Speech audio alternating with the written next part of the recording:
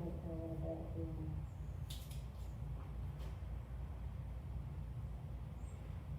Pull it, and then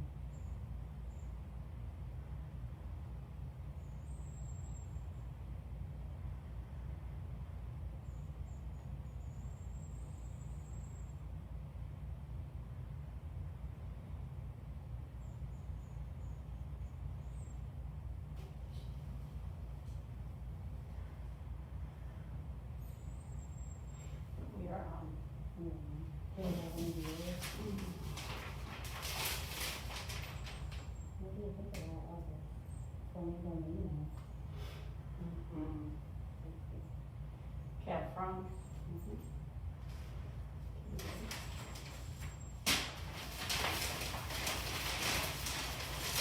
Are you taping?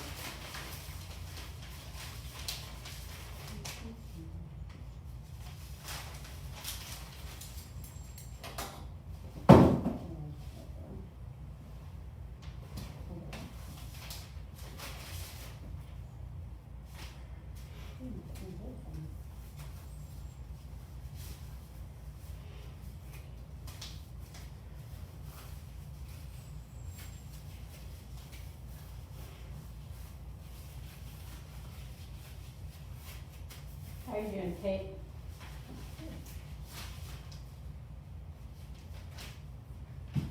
I'm sorry I'm late. Kate, have you seen my corona mask? Oh, Oh, shit. give me a break. I'm sorry, Dad. You think I'm supposed to sip wine through that?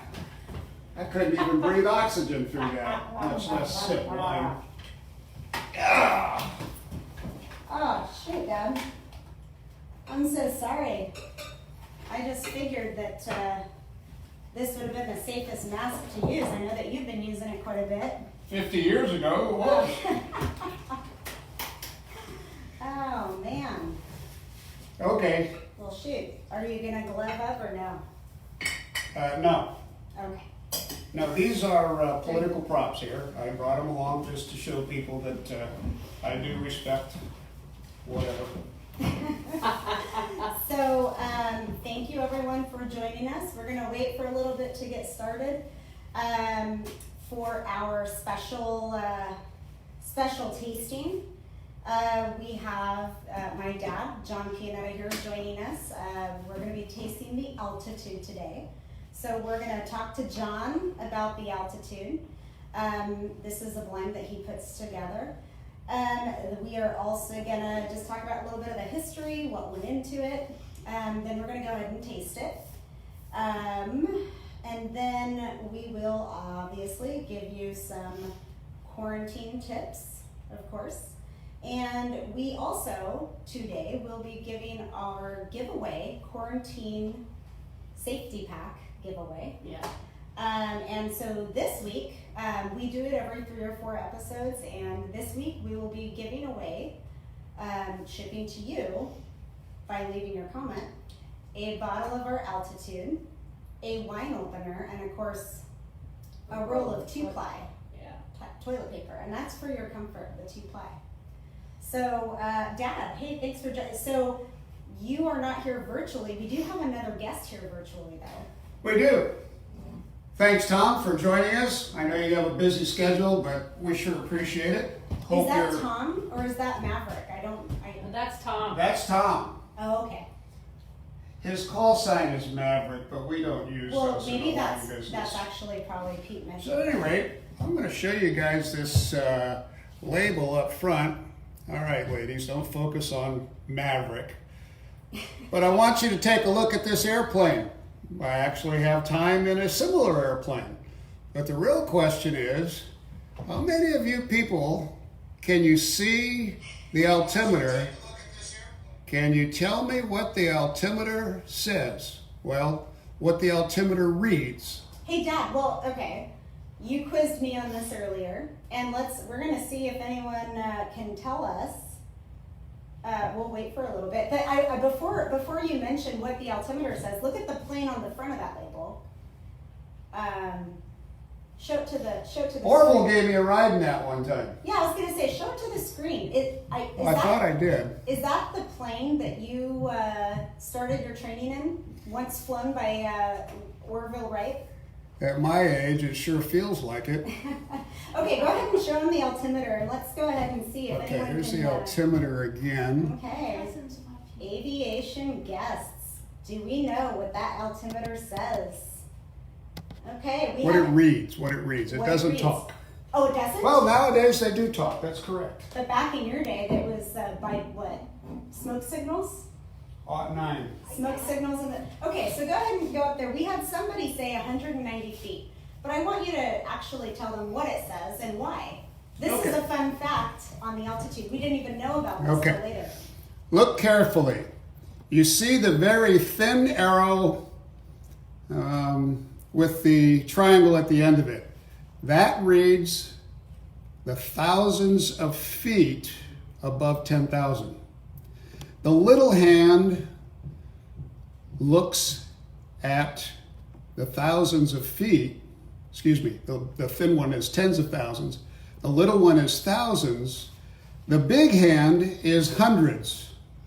You want me to give him the answer? Go ahead and give them the answer. Okay, so this altimeter reads 10,180 feet. So let me see if I can do this in reverse. The thin one represents 10,000. The little one is on the zero, so that's 10,000 even. But then the little hundreds hand, whoops, sorry. They shouldn't allow me close to this technology. You're fine. Just stay there. Keep talking. You're still live. Okay, so the 100 hand shows actually 180. So 10,180 is what this altimeter reads. And I know you can't see it because I can barely see it, but the altimeter setting in that little window is 2992, which is standard atmosphere. Okay. Oh, right on. Well, thank you, Don. And That- Take a back seat, Tom. Okay. All right. Maverick. who's James Piper? He said permission to buzz the tower. What does that mean? Permission to buzz the tower is something that we used to do in the old days. That means come real close to the tower. Oh, It's fighter pilots being frisky, trying to show you how close and how fast they can get to an object. wow. Nowadays, you'd probably lose your wings or get kicked out of the service for doing that. Oh, wow. In our days, it was encouraged because the enlisted people, the people that were working on the airplanes, especially on the aircraft carrier, appreciated any air show we could give them. And so often when we had time and the tower approving it on a carrier that's called the air boss, we would give them a deck pass, meaning 50 feet off the water as fast as we could go. So speaking of boosting morale, we're going to start talking about the altitude here in a second, but I believe my brother may or may not be watching, and he had a very big moment in his naval career. But just so you guys all know, fun fact, you're going to deal with a little bit of Navy stuff and aviation stuff and all that. Before we get into the altitude, it'll be very brief because we have a whole lot of questions about the altitude. But last year, my brother JT completed his command of a naval squadron, and we, being a winery, there's not much that I can do for him except make wine. So we made a commemorative bottle for him, and we just wanted to show that. JT, if you're watching, I have not touched this one with my own two hands. This is the second one because Caitlin broke the first one. I just wanted to show you guys the engraving of the squadron emblem. That was all done by Peltier Glassworks. Thank you, Peltier, for making me two and not kicking me out of your warehouse for breaking a bottle. But yeah, JT, that was a special treat that Dad wanted to show you that it is intact, it is filled, and it is not broken as of this moment. So Eagle was their call sign, Eagle 1 being the commanding officer of the squadron. So this is JT's model for his command accomplishments. yeah. compliments of Pianetta Winery, and of course, the first display we've had of Altitude That's a 3. in a promo bottle. That is a 3. There's JT. Oh, Juan Tomas, that's cool. Much love. Thank you, guys. Okay, so Dad, let's talk about Altitude. Are you ready? Do I need an oxygen mask? No, we're okay. Will we We're low all, level today? we all took our temperatures today before we showed up to work, and so we're good. But Well, and I doubly prepared. I had a Corona before I showed up. oh well, that makes you immune. So I think. I took my vaccine. Good. I just wanted to thank everyone for the last week and a half or so. We were promoting this tasting because Altitude was bottled about a month ago, and this will be the first time we've tasted it since then. And we wanted to share that experience with you guys. So we ran a special, and in order to taste along with you guys. So this is the first time, other than the club shipment, where we're gonna try to taste the same wine that you're enjoying this evening. So we'll see where we're at. Thank you so much for purchasing the special and enjoying it. We're gonna run that special, I think, till the 1st of April, or 1st of May, I apologize, 1st of May. So then it's gonna go back into the warehouse, and we will not release it again until mid to late summer, I believe. So, Dad, this is your This is pet my project. Yeah. Okay, first of all, I'm not a marketeer, but I definitely want to thank you people for supporting us during this weird time. And one of my caveats is I'm not supposed to talk about politics, personal feelings, or theories on COVID-19 or the war. So thank you for your support. And I would like to do this my way, which is kind of simple but complicated and historical. We made our first blend in 2004, and it was Syrah and Cabernet from our own property. We really didn't make Tuscan Night until 2006, which was the first year we made Petite Syrah, and it was a great Petite Syrah.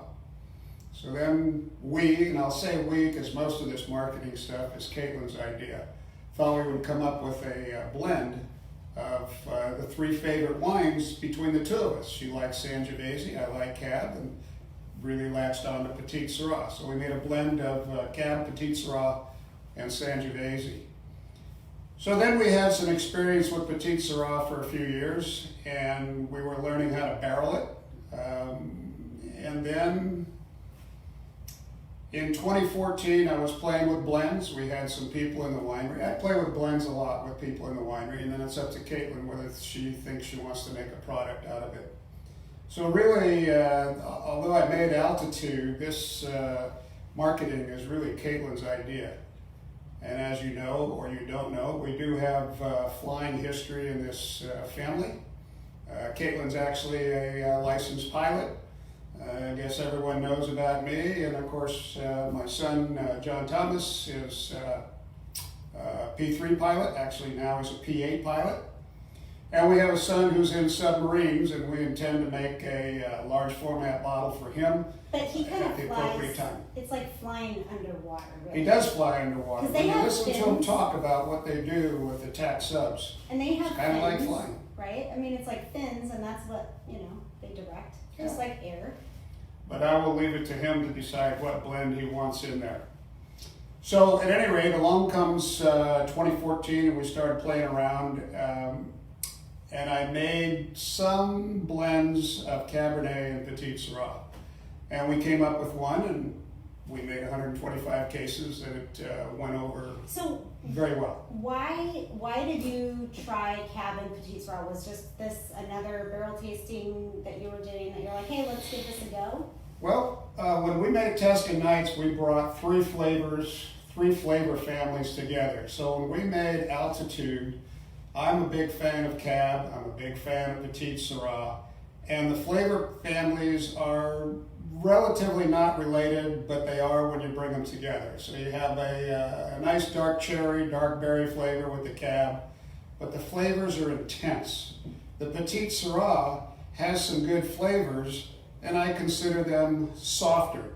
So when you bring those 2 flavor families and the characteristics of the wines together, you get a real nice, heavy, soft, flavorful wine that would go very well with all the flavors at Thanksgiving.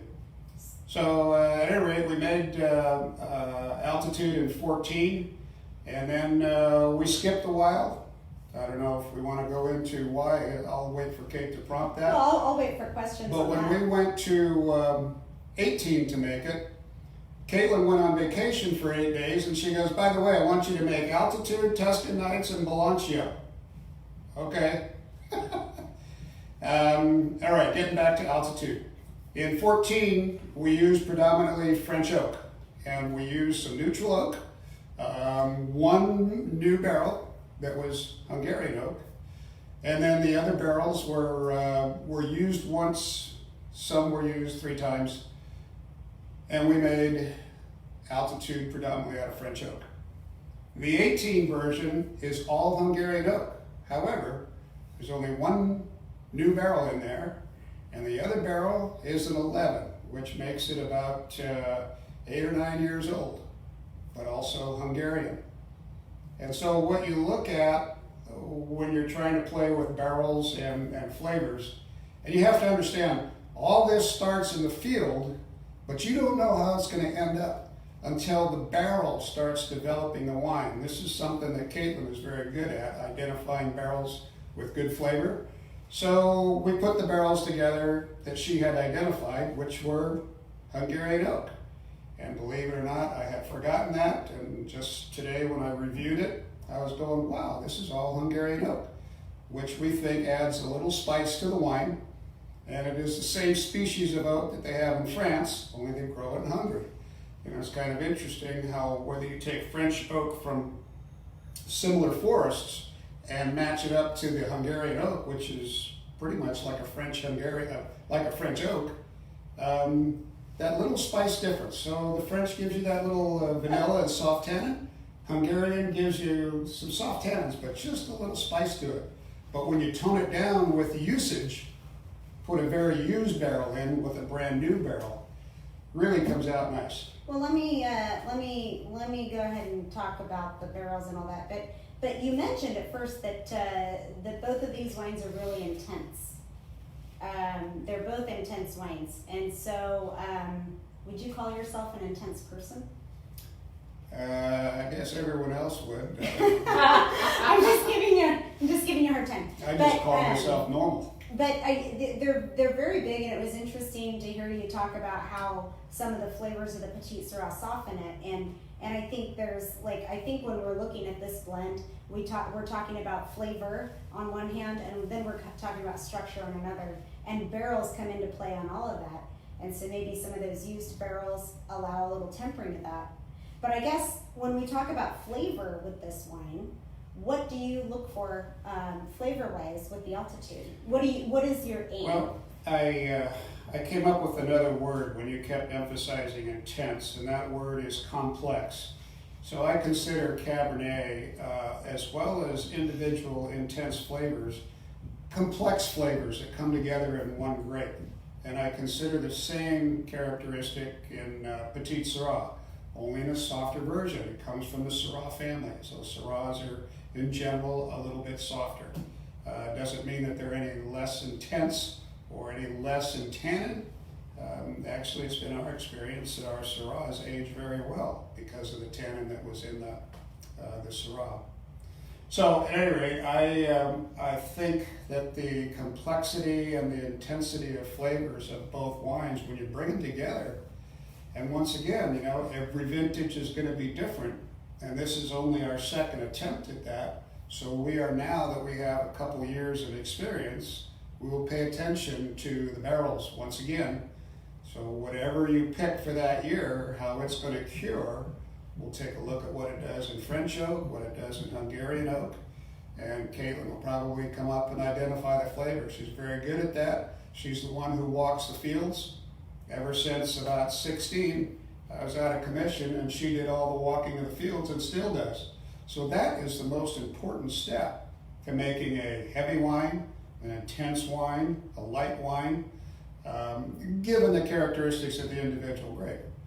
So it's a very important step, and to play with it after it has been wine for about 18 months is fun, but you're not going to change the DNA of it. The cab for that year, as it comes in, if we picked it right, it will have a vintage-specific intensity and complexity. Same thing with the Petite Syrah. Same thing with any grape, actually. That's why this field is so wide open.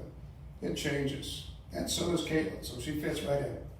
Absolutely. Well, and it's interesting you mentioned that every year you do get dealt some different cards when it comes to the grapes, and the other thing that you're going to get that's different is Dad and I's opinion on different circumstances. But a lot of people have asked us why we haven't made the altitude. This is the first time we've made it since 2014, and there's a lot of factors that go into that. But one of the other ones was when we talk about intensity, for this particular wine, because I told Dad when I started doing the wine and the field work and whatnot, that I said, Dad, there are certain wines that I think have your signature on them, and I want you to continue blending them. I think this wine, the last few years, we just haven't had the intensity of the grape for certain vintages. There are other factors as well, but this 2018, when we got everything in and we started letting it settle down, I felt that the quality and the intensity of the fruit flavors on both the Cabernet and the Petite Syrah were good to make this particular blend. And so then I turned Dad loose on it, and that's where we're at. We really treat this like a reserve. So the components we bring in every year, and they get a bunch of different barrel treatments. Caitlin will go in and identify barrels and say, okay, this stuff I think is good enough to make an altitude out of. So it's not like you're going to make it year in and year out, because we haven't made reserves year in and year out. Those are specific barrels, specific grapes that taste good. We think the 18 vintage is a damn strong vintage, no matter what blend you make, and even the standalones. It was just a great year for growing grapes. So we're going to go ahead and taste the wine. What's the makeup of the blend on this? It's a Cab Petite Syrah. This is Cab and Petite Syrah. Oh, you want the percentages? Yeah, I believe it's 75-25. In general, it's 75-25. Perfect. 14% alcohol, 3.73 of the pH. I know you didn't want to know that. But that's okay. Everyone knows now. So go ahead, and Dad hasn't tasted this since we bottled it, so we're going to go ahead and taste it, and then we're going to tell you initial thoughts. Just so you guys know, we did decant this for about an hour before we started our vlog, video log, Facebook Live, and we did that because it is a young wine. I highly suggest decanting this wine if you can, because right out of the bottle it is a little tight. If you were only able to do a pour out of the bottle, get it in a glass, swirl it around a little bit, let it sit, and then go ahead and taste it and retaste it. I highly suggest the retaste part, but yeah. So we're going to tell you about some of our initial findings, and I'm going to start with Bonnie, because Bonnie is a California wine appellation specialist, Yes. and she has a great nose for flavor. So we're going to talk about. I always kind of categorize everything I get as what do you get on the nose of the wine, because that's going to be your first impression. What are you going to get on the mouthfeel of the wine? And then and the palate, and then as you taste it and swallow, how does that feel going over the palate and the aftertaste? So go ahead, Bonnie. Well, what? Not to put you on the spot. First of all, when I do any type of wine tasting, I look at it, because I think looking at the wine really can give you an idea of what excitement that's going to be going into your mouth. The color on this is nice and dark, really, I like that dark currant look. But the smell, I definitely get that black cherry, I get a little bit of like not a sour boysenberry, but like a tart boysenberry. So I get a little bit of tartness on there, which I kind of like. I think that could be the tannins that are giving that to me. Mm-hmm.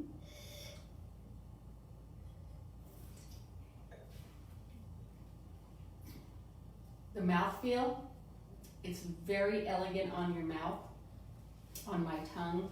It coats my tongue perfectly. There's no burning in one spot or another. It's very even. It's very smooth. It's approachable for it being an 18, but it's still, you can still taste a little bit of the tightness in the back, but that will go away over in time. But sometimes there is people that like that intensity in the back, which I kind of like intense sometimes. Yeah. That's why I like intense. that. We're all here. I know. That's JP for president. That's right. The wine is definitely tight, excellent color. I was just looking at the legs. If anyone pays attention to it, that goes to the viscosity of the wine. You're looking at the thickness of the legs, the uniformity of the cathedrals, and in particular, if you're really interested in it, there's a YouTube video called Wine Cries. It is a slow motion video of legs. That is actually alcohol evaporation. There's little droplets going up and down the legs. As the alcohol evaporates, comes back down to the wine, eventually your glass clears, all the wine is on the bottom. But the physics of it is evaporation. So at any rate, I think the wine is very tight. I don't think it's over tanned. There's not much tartness on the backside of the tongue. There is a little acid on the sides, which once again, we just bottled this a month ago. The acid is on the sides, that's a tartaric or a sweeter acid. I don't think it's over alcohol. I think the body of the wine definitely can handle a 14% alcohol. And it has a really nice finish to it. I like it, you can still taste it, and it just settles there nicely. It's very pleasant. So I'll just mention, like, the first overall smell I got on this was kind of an overwhelming Cabernet smell. As I have let it open up in the glass, which was rare to me, because to me, when you blend Petite Sirah into anything, it can definitely overwhelm whatever it's being blended with. Petite Sirah is a very strong, heavy, intense grape, which we've used that word. I guess that might be the word of the day. But it can overpower pretty much anything that you're going to pair it with, both color-wise, flavor-wise, and structure-wise. The Cabernet stands up to it. So, like, I got a lot of Cab nose on the first sniff, but then as I let it settle and mingle, I'm getting a little bit of that cranberry influence. Mm-hmm. And you're starting to see not only the structure of the Petite Sirah come in, but you're getting some of those Petite Sirah flavors, like the dried cranberry, maybe a little anise, but that could also be some pepper from the Cab, I don't know. So then you taste it. So as a young wine, I'm surprised. Younger wines, you're gonna get a lot of the fruit intensity, but I also was expecting a little more of that tannin over the tongue and on the finish, and that just, like, it's very dry, it's very abrupt. But that's one thing I'm really surprised I'm not getting. I know, that's why I'm saying it's very elegant on your tongue. It's very approachable. Yes, so there is a little bit of tannin there. I mean, it dries it up, but not much, and it's something that I would drink now. But I think it's also because the lower alcohol on this wine, so 14, I believe you said. So it's 14, which for a Cab and Petite Sirah is a little low in general, but I think it's because of that. It's balanced with a lot of fruit, and that with the tannins that are with this wine, it's going to lay down really well. And I think in the next 2 or 3 months, this wine's going to be fantastic. But over the palate, very smooth. I would say very soft, very smooth, not abrupt, and there's nothing offensive. I would drink this with dinner tomorrow. Yeah. And I might, actually. I might drink it with dinner tonight. So, well, I'm going to pause here, Dad, because we have a few questions, and we'll go ahead and address those if you are up to it. And then we'll, any questions you guys want to ask, I'm going to start back at the beginning. We've gotten a lot of great comments. Thank you guys so much again for joining us. One of the first questions is there a favorite food that we'll go ahead and do a little round table here. Is there a favorite food that you would pair this with? Actually, what I've been doing lately is cooking, and so I make a meat gravy, and I actually put some, it's either Petite Sirah or Syrah, or this time I actually used a little bit of altitude in the recipe. So the flavors that were in the meat gravy, which you can use with pasta or the meat that you actually make it with, would go very well. A wine like this, I think, goes well with everything. Hell, I'll have a pizza with it. You can have a hamburger with it. You can have, have eggs with it. Have pancakes with it. When we first started making Petite Sirah, I had a friend who told me he would use this Petite Sirah as syrup on his pancakes. A little exaggeration, but I think it goes well with any food that has a little bit of an acid base to it, because of the Petite Sirah, has a similar effect that Syrah does chemistry-wise, and that is it's full of potassium, and so it'll buffer the acid a little bit. And of course, the French believe that acid brings the flavor of the food out. So at any rate, that's kind of what I would use it with. Okay. Bonnie, what would you do? Well, I'm a big cab fan, but Petite Sirah, I think this would, I'm a big steak girl, so I would probably do a nice ribeye. Forgot about that. Absolutely. That would be number one. Is a I nice would steak. have thought that would have been the first thing I knew. So I would definitely do, this would go really well with a nice ribeye, a really good, like, Petite Sirah I've paired with prime rib, goes really well. But this, I think it likes, because of the cab, it needs a little bit, I think it likes a little bit more fatty meats. So that's why I think a ribeye or, a porterhouse. Perfect. I'll see you guys later. I'm going to go get some. Yeah, I think we need to get a barbecue outside. I was just going to say, along that same vein, when I tasted this, and then I just tasted it again to double check, but I am not a short rib fan at all, but to me, this, I've tasted a lot of different slow cooked short ribs, and this would be phenomenal with like a real savory short rib recipe with a little bit of pepper, just a little hint of that little pepper part. So I think that would be my suggestion as far as food pairings. But I think everyone's on that page, meat driven primarily. I bet you it would also go with certain wild game meats like elk or maybe venison. Nothing too gamey though. I don't know that I would go lamb or anything in that direction. I'm not a gamey little person, hearty. so that's why it would be very hard for me. I think, yeah. But, of course, wine and cheese, that's like a staple. It always will go good.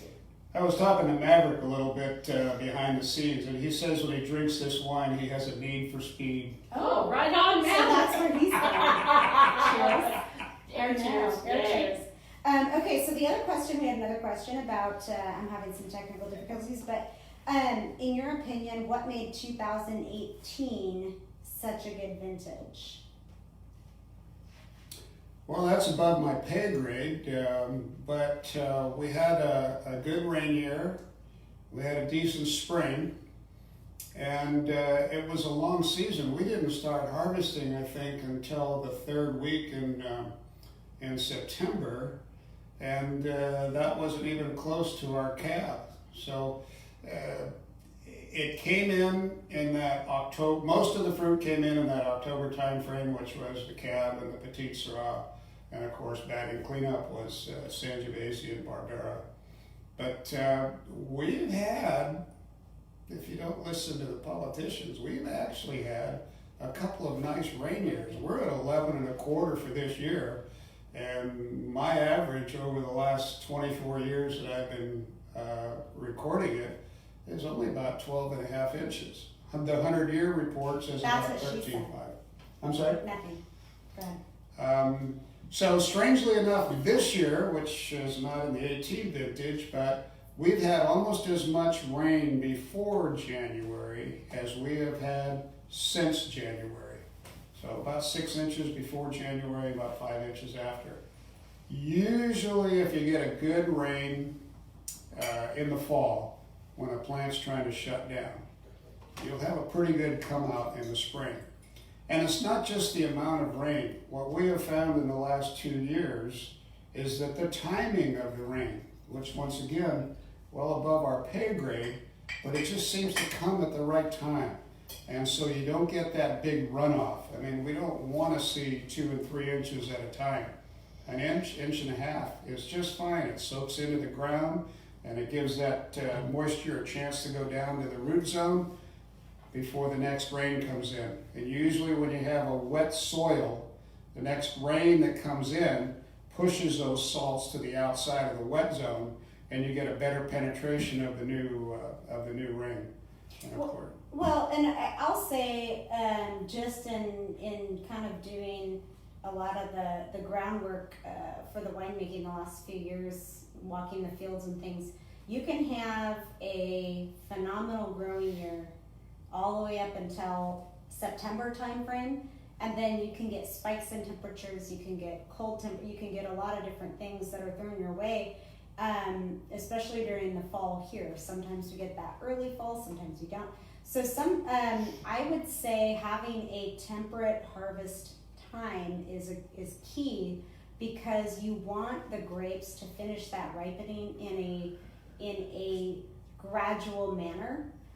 Because if you have spikes one way or another, it's very difficult to isolate a good pick time, because you're kind of weighing your options as opposed to picking it at the optimum time, which to me, the picking at the optimum time is the most important thing when you're dealing with grapes.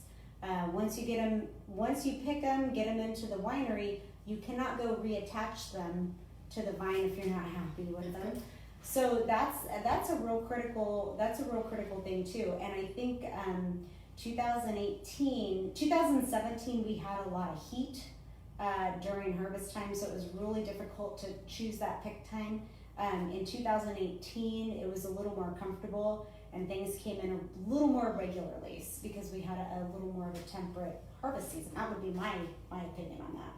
So when what you're talking about is like, so it's a little warm and you go and taste the grapes and you're saying, okay, I think maybe another day or two will be good. And then if that night, if the temperatures drop really drastic, like really cold, does that change your mind on you're going to pick it in a couple of days? I'll just say, like, okay, so it's like if you have a standard progression of temperature, heat, and whatnot, that's what you're expecting, and that's what you have been tracking, because as we get closer to harvest, you're tracking the grapes, you go and sample them and whatnot. So if you're tracking a standard, regular, gradual harvest season, and you taste something, and then all of a sudden the next 2 days you have abrupt cold weather or abrupt hot weather, that really messes up your gradual progression. And so instead of kind of thinking of I'm going to pick this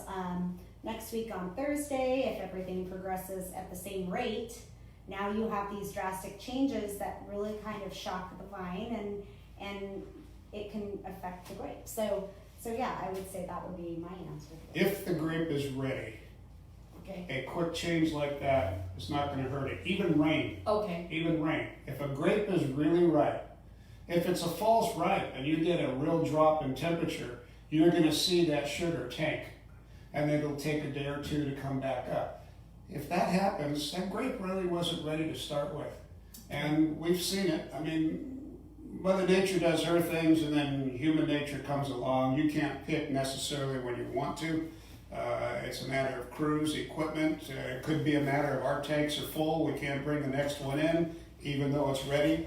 So there's an awful lot of things that you juggle after Mother Nature has given you her best. So you really need to make sure that your stuff is in one bag in order to take what Mother Nature gives you at the best time that you can, according to logistics, So I guess winery tank capacity, etc. the best way to answer that question of why was 2018 a good year, and I'll say for the Cab and the Petit Syrah, things aligned for us, I think, for these two particular varietals. Maybe that wasn't the same for others, but these two came in to us at phenomenal levels, good quality, great flavor. Spaced out right.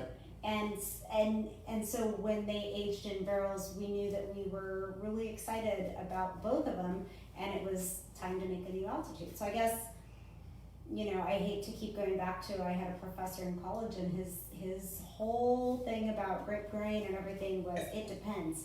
And I hate to keep telling everyone that, but it always depends, and so there's no clear-cut answer. But we talked about a variety of options, so that's, I hope we answered the question. So the next question we have from Mr. Rich Quattrone. Okay. Sounds like the wine is great to drink now, but would it be best to let it age longer if you can wait? Yes. He doesn't know if he can wait. That's why you drink. Buy more than one bottle. Yeah, you drink one now and you wait 3 months and then you drink the other one. So you need to buy a case. So if you want to take it, drink it once we a enjoy month. that in the winery when you see a young wine going through changes rather quickly in a few weeks. You go and taste barrels, you come back in a month, taste those barrels, and you can actually taste the difference. You can see how wine is coming along. It would be nice if you could open the bottle, taste it, and then seal it back up and taste it another month later.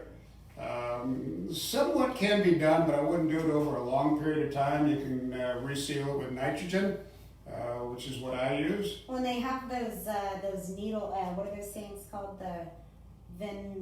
Oh yeah, you stick it in and then it keeps it. Off. It's a needle that you stick into. The You cork. can pour a taste at a time. I can't think of the name of it right now. But you stick a very thin needle. It's a machine that goes into the cork, and as it retracts the wine out to your glass, it actually puts inert gas into the bottle so that it'll stay. And I believe that those are good up to 3 months or so. It's There's kind a lot of like things wine out on there. taps, right? You can try them, and you can taste one bottle over a period of time. But I It also, will change. I also think that a lot of it is up to because one of the things, Dad, that Bonnie and I talk about is I prefer a younger wine. Bonnie prefers to age. It's kind of a personal preference answer as well. So if you, now for me, I will let this wine age for another 2 or 3 months. I think it'll be a much more open. Personally, I do prefer younger wine flavors. And I know Bonnie, like this wine, I don't see a problem to lay it down for 7 or 10 years. But I will most likely drink it in the next few years because I prefer younger wines. Oh, Dad, go ahead. I have a problem with that. I'm 74. I'm not waiting anymore for wine. It's good when it's good, and if you got the time to let it sit for another 5 years, great, but we're not talking about a lot of time. I think I would like to see this lay down for 6 months to a year, and then you'll really start to get some true flavor. So the big changes happen quickly after bottling, and then after that, they're very slow. Same thing in a barrel. So John, so is what you're suggesting, because you said you were, how old are you? 74, 75? 34. 34? Okay, because you got some wines behind you, these 2004s and these 2003s old ones that you get to drink. That's called evidence. But the other thing is, if you do want, like, if you do have this here now and you're like, you know what, I just want to try it again. For the next few months, I would suggest if you want to enjoy a younger wine like this now, where it might be a little early, definitely decant it, let it sit, give it some time. We decanted this for about an hour, and it tastes very good. Don't be afraid to let it sit for a little longer. Pour a glass, let the glass sit for 20 or 30 minutes. It's going to be fine. And then you can kind of enjoy it at its capacity. Yeah, this wine, by the way, for all that I described early on, is really softening up nicely, which indicates that it will lay down or have a nice appetizer, a couple drinks, drink some more wine. But this is starting to soften up just for the amount of time we've been talking in the glass. And decanting is really about surface area. What we use at the tasting room is one of those nice wide-mouthed glasses. Even that, with the cap on it, it's not really decanting. You need to have surface area exposed to oxygen. Take the cap off. Okay. Are you John for looking? president. There we go. JP John for John for president. JP He has for good president. ideas. So, JP for president, this is my Oh, button. the next question, and I can answer this or you can answer it. Janet Chaya, great to see you. Hey to you and Paul and Al and Sherry and the family that's participating in the group tasting. Thank you so much. It's fun. I'm glad you could join us. The question is, are all the wines in altitude estate grown? no. And they will be. So when we pulled our Syrah out, we did plant some Petite Syrah. And this is kind of a look ahead. We have some Petite Syrah in a barrel from our ranch that is tasting phenomenal. I don't know what Caitlin's going to do with it, whether she makes it a reserve or whether she makes a reserve altitude out of it. But to the answer to the question, no. The cab came from our ranch. The Petite Syrah came from a ranch east of Paso Robles. Yeah, the goal, hopefully. So this is the like Dad said. This is the first year that we've done a Petite Syrah from our vineyard. We just picked it. We got not very much, but we'll see. The goal is to do a estate Petite Syrah or an estate altitude with that Petite Syrah. We'll see how it develops. So you're talking, I'm sorry, That would be good. 2019. It would be, yeah, so 2019 was the first vintage. Thank you. I always think, I talk in vintages and. No, I just wanted to make sure I was on the same page. That's Yeah, all. and, but yeah, so we were really excited to be able to pull in the Petite Syrah from the vineyard. It was a 3-year-old vine, so they're, I don't know. Was planted in 18. Okay. So it was a very low production, and sometimes it can be spotty on, it's very low yielding, and it can be spotty on certain characteristics, longevity, flavor. Oh, wait, 19. But, Planted in 17. yeah, so we are going to see how it develops, and hopefully we'll do maybe even a limited release of an altitude that's an estate. But we did like the flavor coming in. It was beautiful fruit coming in. I mean, when I would walk the field at our vineyard, I was very excited, so that's why we brought it in. So if not this year, it will be, if not 2019, hopefully we can do a 2020 altitude. That would be estate driven. So one of the things that you can't control, she wanted to bring it in earlier, but we couldn't get the crew. So it came in very high in sugar, but if we're going to blend it with the cab, I think it's going to be a phenomenal grape. I like the flavors of cab, Petite Syrah. I like the Syrah that came from our ranch. It just happens to be blessed by God to produce some very good heavy red wines. So hopefully we can continue to enjoy and capitalize on that characteristic. Okay, here's another question. And this, I'm going to default to Dad. I didn't become the wine connoisseur I am now until a little later on. Until she started reading her press. Whatever. Sorry. I'm sorry. That's the last time they'll invite me to one of these. There's a purpose to my madness. I could say something very off color, but I won't.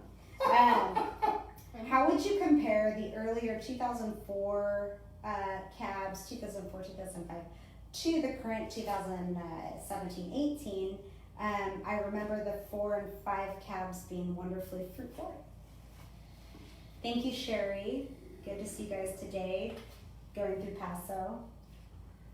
Well, I don't know that I can answer that question. Number one, I don't remember. Number two, if I did have that in the winery, every year that they stay in the bottle, you're probably going to get a little more fruit coming out until you reach that point where it has leveled off.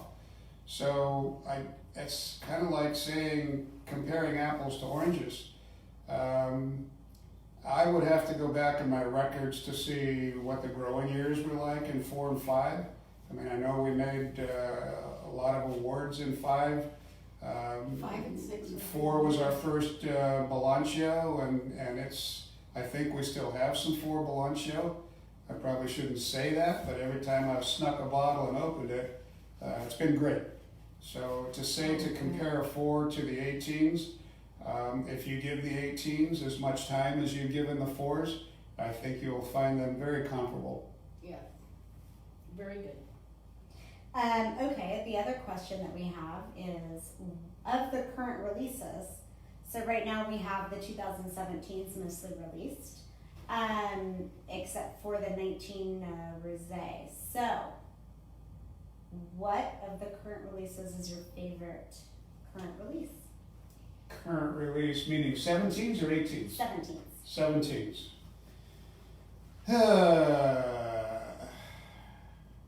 Well, Caitlin made a reserve Syrah in 17, and I think it was a phenomenal wine, and every time I sneak a bottle, it's even better. And it gives me a chance to So sneak a that's where all bottle my because inventory's been going. I use some for cooking, and then I use the rest of the bottle for the cook. Good for you, John. I was gonna say that too. I think that 17th Reserve Syrah is phenomenal. It was a good Syrah year. Yeah, good, really good. You did good. I would say. Which makes Balancio, by the way, a pretty good Balancio. Yeah, the Balancio, like it took me a little while, but now that it's warming up in weather, the Balancio tastes good. The Tuscan tastes. They're all good, but I think still the Reserve Syrah's fine. And actually, the 17 Sangiovese is good. We wish we could have gotten that vineyard again, but we only had a sampling 1 year, and then we're too small to command. That was the White Hawk Vineyard. I am the White Hawk. Yeah. Ooh, I have a nomination for president too. Woohoo! Okay. President of what? Anything. Okay, here's a question. How does John rate altitude on a 100-point system? Maybe elaborate on a comparison rating to his other favorite wines. So let's say we just talked about the Reserve Syrah. When you're tasting the altitude here versus the Reserve Syrah, what do you think? Okay. And I'm after you're done talking, I'm gonna come up with my own comments too. So I hate to keep going back to this, but to compare one vintage to the next, I really hesitate to do that because the other vintage has had a year head start on current releases. I don't think this tastes like the 14 altitude. Do I think this has potential to beat the 14 altitude? I do. I really do. But it's going to take a few years to do that. So I think of the 17s, I think we mentioned them, which was Sangiovese, Syrah, I think Balancio because it was a predominant Syrah blend, and then Tuscan Nights because it had a good percentage of that great Sangiovese and also the Petit Syrah. okay. I'm gonna say and chime in too, Bonnie, because altitude is a Cab Petit Syrah blend. We talked about the Reserve Syrah. I love the Reserve Syrah, but you're also talking about comparing a 100% varietal, which is the Syrah, and a blend where you have a lot. It's a little more complex and there's a little more dynamic elements in that wine. So it's kind of like, I hate to say apples and oranges because they're both red wines, they're both big red wines, but there is differences just because of the makeup. So it is hard. I mean, it's not like I would ever turn away either of these wines on any given night. It's really going to be a personal preference on what you feel like because they are completely different flavor-wise and structure-wise. So it's hard to pick a favorite. It really depends on what your purpose is. Is it going to be a cocktail wine? Is it going to be something you're going to enjoy with food? Is it cold outside? Is it warm? So that would be kind of my predisposition on trying to decide a favorite between something like that and what we just were talking about as our favorite. So. Well, I'm going to brag a little bit. I think our wines, ever since we've been making them, have done well. And it could be because of the fact that we only make heavy reds. That's what we're known for. And it's up to Caitlin. I mean, I was always a standalone guy. I love my cabs. But when you have 2 great components or 3 great components, you can make a great blend. Does that taste better than any of the individual components? Well, that's up to you. And that's up to what you are, if you're drinking it as a standalone, if you're drinking it with any type of food, that's going to change what you think of the wine. Personally, I cleansed my palate before I came in with some oatmeal cookies. Was I tainted? Yes. So it has taken a few sips of this wine in order to get my palate adjusted to the wine. I think you're going to go through that anytime you want to say, oh, this is the best wine, because I can come along in a few days and give you a different wine and you're going to go, oh, this is the best wine. This is what makes this industry so complex, so confusing. Your mood can change the taste. Your physical well-being that day can change the taste. That's why when we put a blend together, we don't do just one trial. We'll come back in a few days and try the same trial. And you start all over. You don't start with, oh, we thought it was 75-25. Let's try that again. No, you start with 70 and you start with 30 and you work yourself back and forth, because the wine changes and so does the blend and so do you. And then you have to come up with a compromise. And Caitlin is the one that has to say, I can sell that compromise or I can't. And that's not derogatory. That's just how fast things change in this industry. Well, and weather outside, that's one of the things we try to put blends together at the same time every year, and then maybe do adjustments later on. But a wine, especially when you're blending and you're in a cooler environment like the barrel room, it is going to taste different in December versus April. Wines are more lively as it warms up, especially right now. We're having kind of a bit of a heat spell, but it is, wine is alive and it can appreciate certain atmospheric weather and all kinds of phenomenon that will make it a little more open or a little more closed. And it's appreciating that. And that's why decanting always lets a wine relax. It is, we want to, it's like therapy for the wine. We want it to be calm and relaxed and happy. Exactly. You know, wine is always alive, and it follows its birthright, which is the vine. So it goes dormant in the wintertime. It doesn't mean that it stops. It just means that the biologic and chemical activity slow down. And so a young wine is like a kid. It changes rapidly.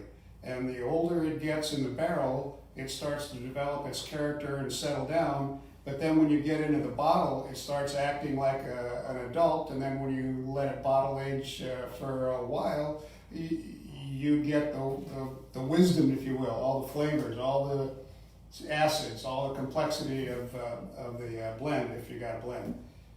So it all takes time and it all changes, and it's very difficult to take one sampling and say, oh, this is the best ever. We've said that sometimes. When we're working in the winery, and then you give it some more time and you go, well, that's not necessarily the best ever, but it has the potential to be. I'll give you a good example. The 10 Cabernet, I mean, I'm a big Cab fan. I didn't particularly care for it. And in 5 years, that was the most delicious wine. And obviously, because I don't have any more on the shelf, it sells out. It's amazing what time does to wine, period. Pick a time, and then you will pick a winner. Exactly. And when you do taste that time in that bottle, it's amazing. So Yeah. It's amazing. Well, So far, we're lucky it hasn't gotten worse. I was going to say, Bonnie, did you have a comparison of the altitude versus your favorite wine? Well, You're an ager, though. I'm an ager. Well, I have to tell you, I thought the Barbera, the 17 Barbera, knocked it out of the park. But Barbera, because you get it from the Lucas and Llewellyn, you've gotten it there for so long. You guys, since you've been making it, you've always got double golds. best It's a in very class. consistent. And that's what I love, and that's why I love our wines, like our Cab, our Blancio, and when we brewed the Syrah. That's what I loved about the wines at Pianetta, the estate wines, because you knew it. The soil, everything there was just a great place to grow the grapes. Like you said, red grapes grow really well on your property, and Well, I'm going to throw a little curveball at you, Bonnie. So we've got about 70 acres of grapes. We've got 2 plateaus and a hillside. We've got Cabernet growing at every one of those locations. Caitlin doesn't always pull from the same location every year. really, Correct. I used to. Then kind of got away from it when we replanted the bottom. And of course, that was back in, I don't know when the last field I walked. It could have been 15 or 16. And Caitlin's done all the walking since. But that's anywhere we go, whether it's Petite Syrah, Sangiovese, whatever. And that's why it's a lot of work. Caitlin has to walk the entire block that she's going to be pulling from, and then has to make a judgment call as to whether she thinks what she has sampled is 80% of what she wants or better. If not, it's not time to pick.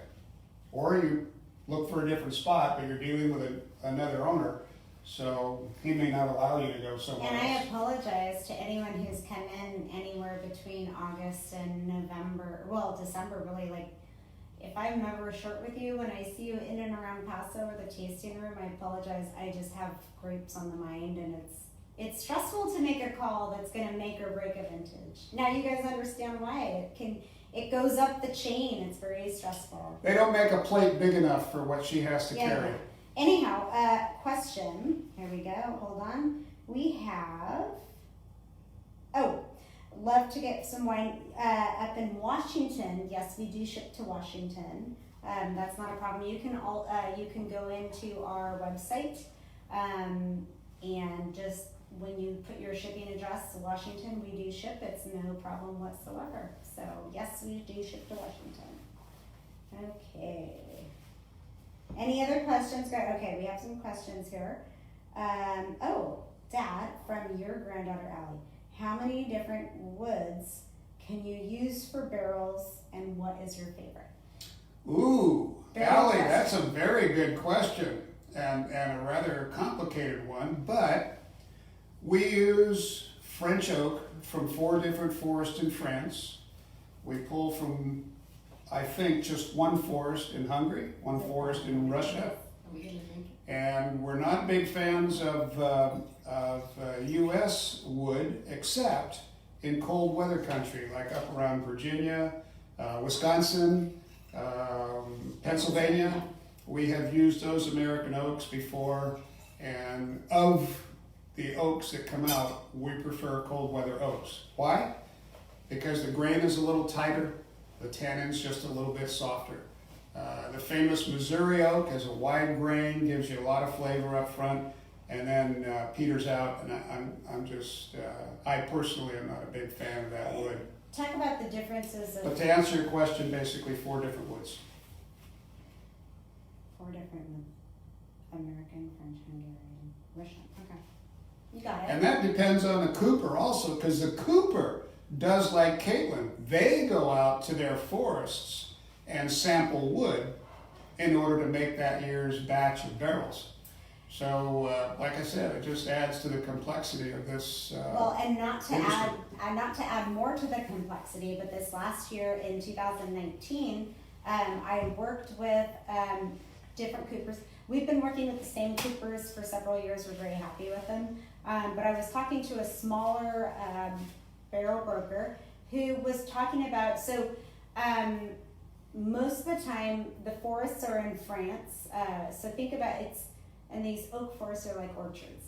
So they'll harvest their wood, and then a lot of these large barrel manufacturers will actually import the raw wood into the US, and then they're manufactured here in the United States. And cured. And cured and dried. So most barrels, before they're even put together, the staves of the barrel are cut and then dried for 24 to 36 months. And so I was talking to one of my brokers, and he talked me into trying a couple barrels. So most of the ones that we've used in the past, we've used a few that have been cured in France, but we weren't tracking it at that time. So right now we had several that were imported wood, dried in Napa primarily. So this year I tried a French manufacturer that is coopered, dried, and put together in France, and then imported as a solid barrel. That would be your expensive barrel. No, it was just really hard to go to. Well, actually, the euros for France weren't hard. So when you have to transfer the euros, you get your little paper and it says what you got to do, and I take it to my bank and we do the wire transfer. Well, the second one, I actually did a Hungarian barrel that was made, dried in Hungary and manufactured in Hungary and imported. And so we're going to track, we just put the wine into those barrels in December. So we're going to kind of see the difference between a Hungarian oak that was manufactured and dried in Hungary versus Hungarian oak, which was manufactured and dried in the United States. Is there a real difference? We don't know. We're going to find out. But I will say the most difficult part was going to my bank and trying to decipher Hungarian language to figure out who I pay for the barrels, routing numbers, all that stuff. Anyways, that's a completely different story. But there is so much detail that you can get into when you start dealing with these fine-tuned items of winemaking, all the way down to where the wood of the barrel is dried. But you know, sometimes I poo-poo certain details, but then sometimes I also think there could be something to it too, because sometimes a lot of the stuff is in the details, and so we're going to give it a try and see if we can see a difference. So I'm really excited about it. So I hope that answers that question. It depends. It depends. Yes. Okay, hold on. Let's see if we have any more. Okay, go ahead. Dad, do you have any questions or answers? Okay. Ooh, we have a couple Hungarians watching. What's up? Okay. Let's see. I feel like I missed one here. I think Jeff Nichols. Hey, thank you guys for watching. Great to see you guys. Thanks for sharing for the Wine for Pause weekend too. The question was, any updates on the summer solstice? Right now, it is still on. The summer solstice event is for the 23rd of June. However, I will say, if anything, we won't cancel. We'll probably delay. It won't be the summer solstice, but we'll still do stargazing and whatnot.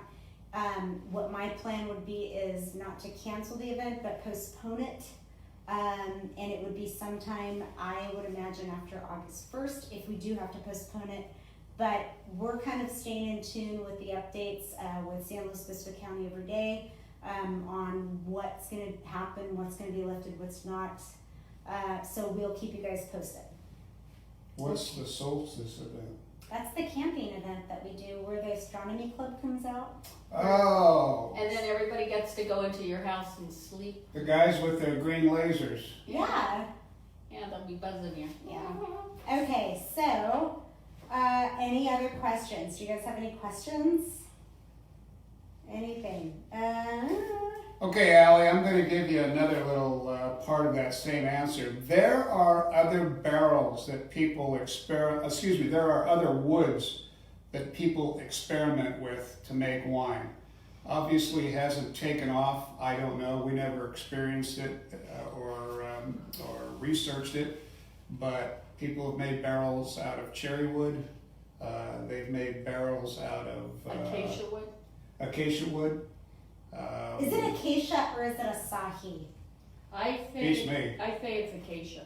Okay, I don't know. So there are other woods out there, just not very popular. And when you're looking at the wine business, in particular, a small outfit like us, we have to stay with what we have a history of, what we know best.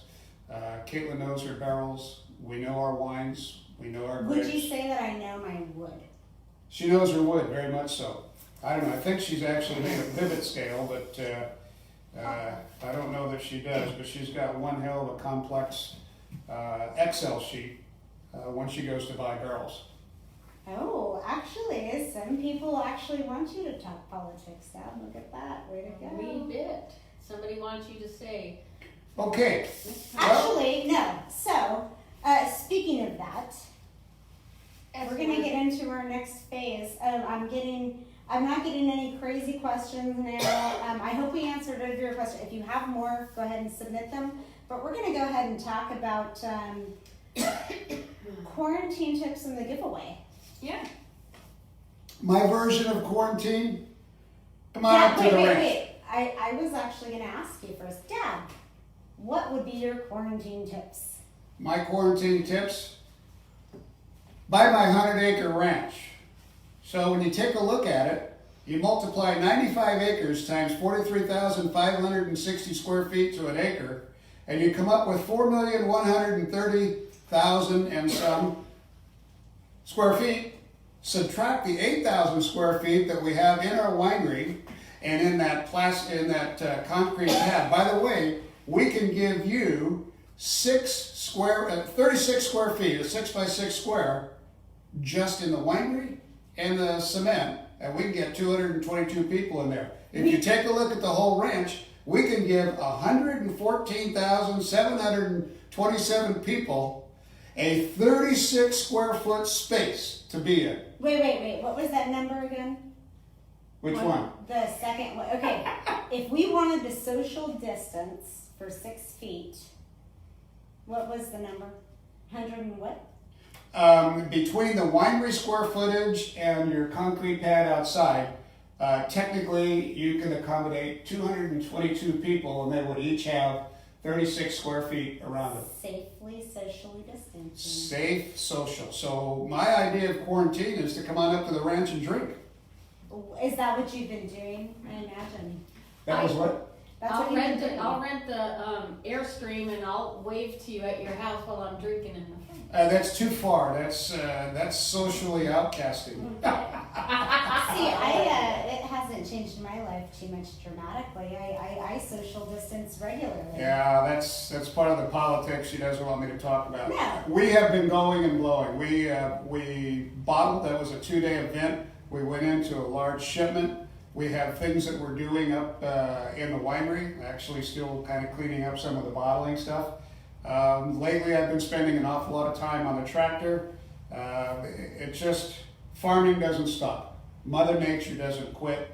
And when you're in a business like we are, even though the front door is closed, the business is going. I don't know if I ought to get into the politics. Some people might enjoy. No. The bug is the bug. I wholeheartedly believe in the human body. I think that instead of isolating yourself, I have gotten some interesting videos from friends about the way it used to be.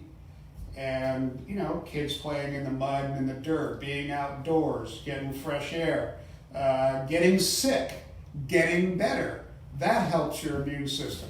Keeping your immune system away from something does not help your immune system adapt to what it needs to adapt to. I'm a perfect example. I had valley fever. That never goes away. It doesn't die. But my immune system, and I'm going to get into some of this, because I had to look at these damn blood reports every time I went to the doctor, and he explained them. They can measure, it's called a Coxie test. They can measure how strong your immune system is and what it's reacting to. Your immune system is the key through all this. You talk to any of the scientists, it's not a politician that's going to keep you healthy, it's your immune system. If you're sick, don't go to work. Okay. Well, that's great. I think that those are a lot of things we do in general. I've called in sick several times and you've had to cover for me. That's correct. It's not I'm sorry, but I don't believe that government and politics are going to help us. Okay. Well, that's how you're working your way through quarantine. Remember now, I'm 74, so I don't care. I thought you turned 75. No, I said 34, then I said 74, then I corrected it to 34, and now I've had enough wine, I'm 74. But I think when he's working on the ranch, he's like 25 again because I see him doing things that I wouldn't do. Okay, your body will tell you when to quit. Ask Caitlin. I have to sit down, I have to drink water, I have to take a 15-minute break or a 2-hour break. I feel it in my body. And you can say, oh, those are symptoms of COVID-19. I guarantee you, if a bottle of water and an aspirin make me feel better, or let's put it this way, if I can get 6 or 7 hours sleep at night and wake up and feel like I'm 25, I'm not sick, I'm old. I gotta tell you, Dad, it makes me giggle. A lot of people, when they call the tasting room, because we've been working, technically we're an essential business, which is fantastic, as you guys all know, we are essential.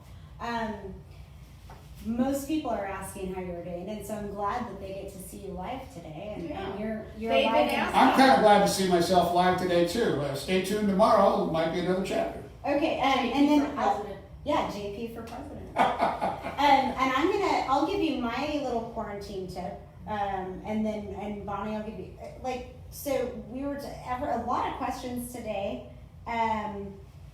We did have let's see, Rich Quitron. Can you get me a military waiver to travel from Maryland? If so, I'm there. I think that you guys would have more pull on that end than me. But you're welcome anytime. Military waivers? You're lucky if you find an airplane. Yeah. But as far as my quarantine tip for today, because we've done a lot of different ones every day, I always go, the one thing that I've noticed is creativity with food. I feel like I'm hungry now for certain things because you can't have them. And so I'll see a picture of food, like maybe I'm just very food driven, I guess is what my dog trainer would say. But I see food and if I can't get my hands on it, I will try to replicate it. So that's one of the things that has been a lot of fun, where you try new foods, try to make new things, try a new recipe, something that you see out of the blue. I tried these Polish pierogies. I made them the other day, and they were good, and you can do all kinds of filling. So my thing is, as far as quarantine, get creative. Try something new and different with food, because honestly, you're kind of stuck with what you get at the grocery store and you don't have a lot of options. So try something new with what you have and enjoy. Yeah. Well, I don't know. It was 96 up on the ranch today, and I'm pretty sure that's going to kill just about everything. As summer comes, science and I think the medical field will tell you that the danger of passing this stuff along is nil. No, that was good. Yeah? I like Okay. And you can stop me. I ain't going to change the way I think. No, I'm not trying to change the way you think. I just, we were talking about tips for coronavirus, not theories and facts. Well, these were facts. I calculated them just before I sat down. Oh, I did not. You can show that to everyone too. I even gave you the components. Dad reads. I'll give you the formula. If you want. Dad works in spreadsheet. That's what I always say. Dad works in spreadsheet. Yeah, I've learned a So, lot. so Bonnie, what's your quarantine tip? My quarantine tip is just the basic. If you're coughing and sneezing, you cough and sneeze, achoo, into your elbow, or you have a tissue. Or someone you And don't. what do you do with your elbow? Or someone you don't like. Or right? someone I don't like. And I had a cousin of mine back in the day that we had an aunt that was kind of like germaphobe. And so when I come from a big Italian family, so when we would go over to their houses for dinner, we would have to go to all of our aunts and uncles, give them a hug, you know, hi, how are you doing? And there was always one aunt that wouldn't let us hug her, not do anything. And so we were sitting at dinner, and my cousin Dougie, he was so fed up with her not hugging, so he got up and he went, achoo, in her face, and he got up and walked away, and I know that's mean. Is any of that worth shutting down the economy? No. That's But- all I'm trying to say. But you know what, Dad? We try to focus on silver linings and small steps. So maybe it's not enough to shut down the economy. However, maybe it's enough to get someone to stop talking to you that's been talking to you. Well, why don't we all drive 5 miles an hour and avoid accidents too? Yeah. Okay. Oops. Hey, don't publicize that. And just With the remember, politicians we got now, they'll do just that. that's exactly, if you sneeze or you cough, my big thing is, they say always wash your hands for 20 seconds with soap. And if you can't do it, you use the sanitizer. I have to tell you, I have no, Feeling. I have no fingertips left. So if I want to go rob a bank, they won't know me. I washed all my fingerprints away. Well, I know my hands are pretty dry Yeah, from all the horrible. sanitation. Okay, well, so now we are, anyone want, post quarantine shindig. We'll keep you posted on that. Everything's up in the air at the moment. All right, John, you're gonna pick the winner. So we're gonna draw the name for the quarantine care package that we'll be sending. Just so you know, we get these names off of people who submit comments, Pick one. questions. Oh, we everything. just pick No, one. You gotta pick one. Okay. Comments, questions, and we put your name in here, and then we will go ahead and contact you. Oh. Oh my God. Hit me? No, it's Miss Sherry Deal. Look at that. Who was just here earlier to pick up club shipment wines Well, and whatnot. she got 3 altitudes and a jug wine. Well, you will have another altitude coming your way, as well as a bottle opener, And toilet paper. That's Two gonna help ply. you get through the quarantine. toilet paper, and that will be the care package. So it has been great hanging out with you guys. Let me know if there are any other questions, but otherwise, Dad, we're gonna air cheers it up here, and thank you for joining Thank us. Thanks, good. Would you Good join? job. Oh, we're not air cheersing this time. Good job. Would you join again? Would I do what? Would you join us again? I don't know. Okay, well, Yes. hopefully we'll get the big man here again. I mean, you cut half of my stuff out by saying I couldn't talk about personal feelings, politics, or war. How about we let you talk about one of those things next time? Oh, maybe one a week. You One. pick- You're just like the politicians. Here's the carrot. Go get it. No, people love you. There's so many people We're on getting all here. kinds. People love hearing from Well, thank you guys so much. Cheers, and thanks for joining us. And thank you, Tom Cruise, for stopping by. All right, Bonnie. Thank you guys so That's much. called sexual harassment. Oh, no. And we'll see you next time. We'll be here on Wednesday, and we'll have a new topic. So, Cheers. Cheers. Thanks for supporting us. Absolutely. JP for president. Ooh,